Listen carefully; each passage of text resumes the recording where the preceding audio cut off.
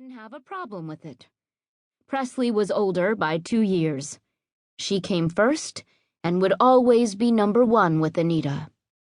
"I did my best by you," her mother said, suddenly defensive.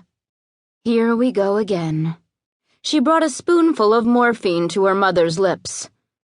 That might be true, she conceded. But it was also true that Anita's best fell far short of ideal. Until they came to Whiskey Creek, she and Presley had been dragged through almost every state in the western half of the country. They had gone hungry and cold and been left alone in cars or with strangers for indefinite periods of time. They'd even been forced to beg on street corners or at the entrances to malls when their mother deemed it necessary.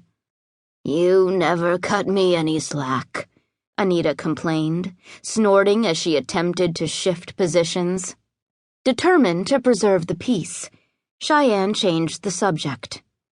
"Are you hungry? Would you like a sandwich or some soup?" Her mother waved dismissively. "I can't eat right now." Cheyenne helped her get comfortable and smoothed the bedding. "The meds will make you sick if you don't get something in your stomach. Remember what happened last night?" "I'm sick anyway. I can hardly keep anything down. And I don't want to put my dentures in. The damn things don't fit right. Where's your sister?" "You know where Presley is. She works at the casino." "She never comes around anymore." That had to be the painkiller talking. Not only did Presley live with them, she watched Anita during the day so Cheyenne could work at the bed and breakfast owned by her best friend's family. And as long as Presley didn't have the money to buy dope, she helped out on weekends too. She left a couple of hours ago. Already it seemed like an eternity to Cheyenne, and evidently Anita felt the same way. Growing more agitated, her mother shook her head. "No." "No what?" "I haven't seen her in ages. She's abandoned me. I'm surprised you're the one who stayed." It wasn't so unusual that Shy would be the daughter to come through for her in difficult times. She'd always been the most responsible in the family. She almost said so, but what was the point? Her mother would believe what she wanted. "She'll be here again in the morning." And as soon as she got home, she'd crash in her bed.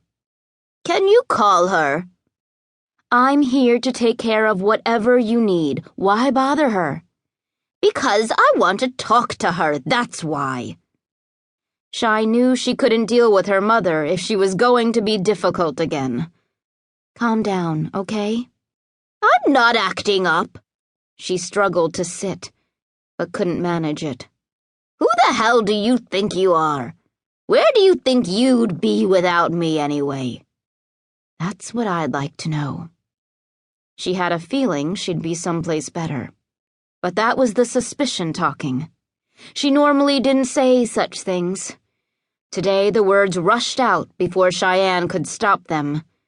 Then they hung in the air like a foul stench. Her mother blinked at her. Her eyes, though rheumy with sickness, could still turn mean.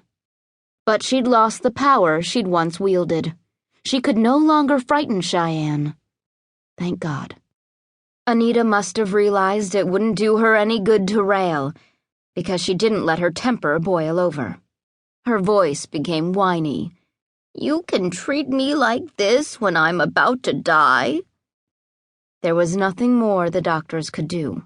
They'd prescribed liquid morphine for the pain and Ativan to ease the anxiety, and released Anita so she could spend her last weeks at home. Pancreatic cancer typically moved fast, but Cheyenne didn't think Anita had arrived at her final moments quite yet. Let's not despair too soon. "You won't shed a tear when I'm gone." Hoping to distract her, Cheyenne turned on the TV. "I'll heat up some soup while you watch Jeopardy." Anita caught her before she could walk out. "I've always loved you. I could have abandoned you, but I didn't. I kept you with